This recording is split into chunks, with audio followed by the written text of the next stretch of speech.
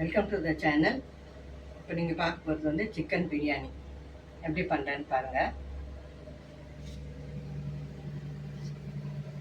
மசாலா வச்சு அரைச்சிருக்கேன். இது வந்து கொஞ்சமாக வெங்காயம், கொஞ்சம் தக்காளி, இஞ்சி பூண்டு, ஒரே ஒரு பச்சை மிளகா, 4-5 காஞ்ச மிளகா, அப்புறம் பட்டை, சோம்பு, லவங்கம், நீங்கள் எப்படி பிரியாணிக்கு வைப்பீங்களோ அந்த மாதிரி வச்சு கொஞ்சம் ஒரு இலை, அந்த எந்த அளவுக்கு வைக்கிறோமோ அந்த அளவுக்கு கொஞ்சம் இது எல்லாம் போட்டுக்கணும்னா நல்லா டேஸ்ட்டாக இருக்கும். இதை போட்டுருக்கேன். இதை அரைச்சின்னு வந்துடுறேன். இது வந்து வெங்காயம், தக்காளி. இன்றைக்கி வந்து எங்கள் 2 பேருக்கு மட்டும்தான். வெங்காயம், தக்காளி, 2 பச்சை மிளகா, கொஞ்சம் கொத்தமல்லி, சிக்கன், மஞ்சத்தூள் போட்டு ஊற வச்சுருக்கோம். அதை கழுவி வச்சுக்கோம். இதெல்லாம் எண்ணெய், கொஞ்சம் நெய். நம்ம வச்சுருக்க வெங்காயம், கொத்தமல்லி, பச்சை மிளகா, சும்மா ஒரே ஒரு துண்டு பட்டை, இலை, ஒரு மராட்டி மூகு, ஒரு அன்னாசி வச்சுக்கிறேன். வதங்கட்டும். தக்காளியும் இந்த அரைச்ச மசாலா, இதுதான் வந்து அந்த பிரியாணிக்கு கொடுக்குற டேஸ்ட்டு. அதுவும் பச்சை மிளகாவும் காஞ்ச மிளகாவும் சேர்த்து அரைச்சி நம்ம பிரியாணி செய்கிறோம்னா அவ்வளோ நல்லாயிருக்கும். தூள் போடுறத விட வதக்கியெல்லாம் செய்யணும்னு அவசியம் கிடையாது. இப்படியே வந்து நல்லா பச்சையாக இதுலேயே நம்ம வதக்கிடலாம்.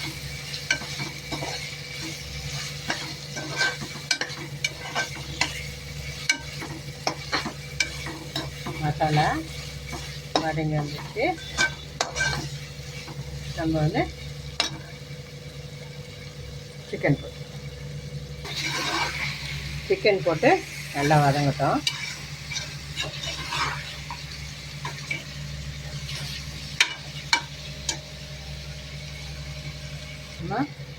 ஏற்கனவே வந்து நான் பச்சை மிளகாவும் காஞ்ச மிளகாவும் சேர்த்து அரைச்சிருக்கேன். இஞ்சி பூண்டோட கொஞ்சமாக தூள் போட்டுக்கிட்டு அப்புறமா நம்ம பார்த்துட்டு போட்டுக்கலாம்.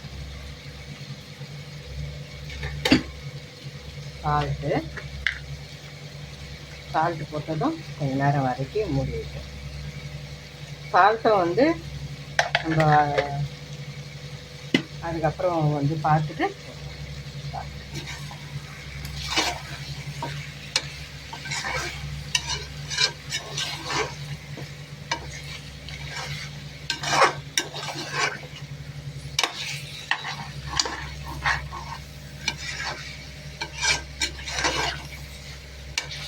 கொஞ்ச நேரம் இந்த மசாலாவில் சிக்கன் வந்து நல்லா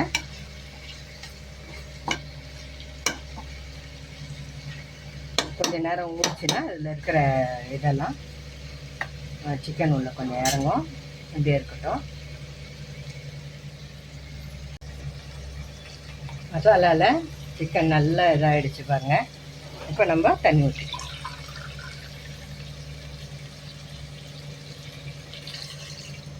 சீரக சம்பா அரிசி 2 அழகு அரிசிக்கு 4 டம்ளர் தண்ணி. 2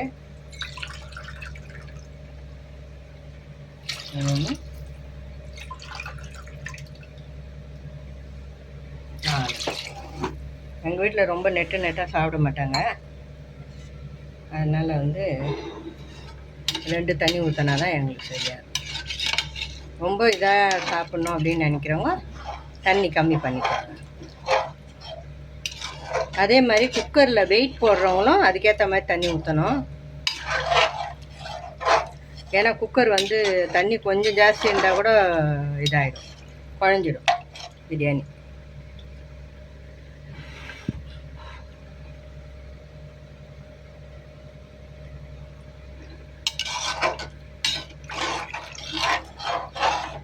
எல்லாம் சரியாக இருக்குது. இப்போ எல்லாம் கரெக்டாக இருக்குது.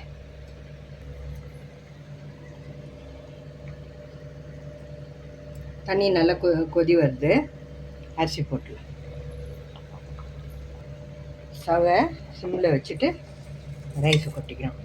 இல்லைன்னா கொதிக்கும்போது போட்டிங்கன்னா கையெல்லாம் வந்து தண்ணி தெரிச்சிடும். அதனால் வந்து ஜாக்கிரதையாக போடணும். அரிசி போட்டாச்சு. கொதி வந்தோடனே மூடி தம் போட்டுருவேன். கொஞ்சம் உப்பு கம்மியாக இருக்குது. முதல் தடவையும் பார்க்கணும். இப்போ அரிசி போட்ட பிறகும் நம்ம வந்து பார்க்கணும். பார்த்து அப்படியே லேசாக கலரி விட்டுட்டு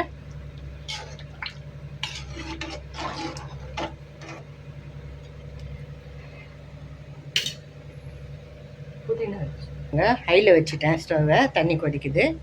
இப்போ கொஞ்சம் புதினா போட்டு மூடிடலாம். ஸ்டவ்வை சிம்மில் வச்சிடலாம்.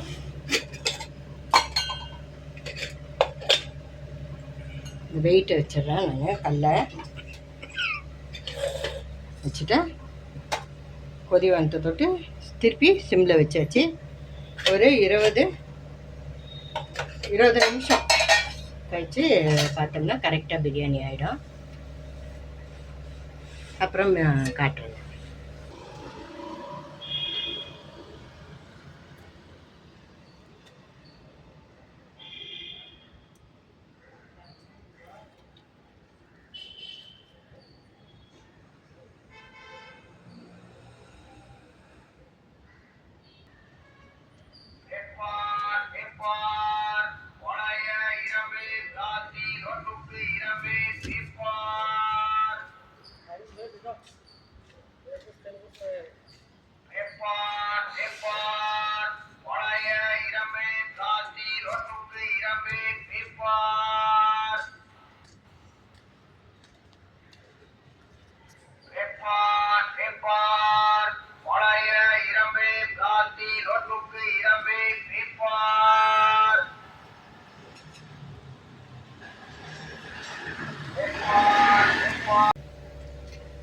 பிரியாணி ஆயிடுச்சு.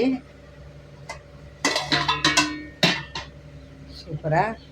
இது வந்து ஒரு 10 நிமிஷம் கழித்து, நான் சொல்ல மறந்துட்டேன், ஒரு 10 நிமிஷம் கழித்து நீங்கள் மெதுவாக அப்படியே கிளறி விட்டுட்டு மூடி திரும்பவும் வந்து நீங்கள் தம் போடலாம். பாருங்கள், நல்லா சூப்பராக நான் அந்த மாதிரி கிளறி விட்டேன். அருமையான பிரியாணி ரெடி.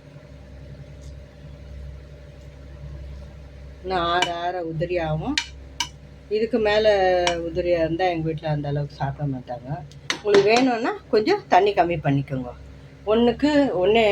ஒரு அழகு அரிசிக்கு 1.25 தண்ணி ஊற்றிக்கோங்க.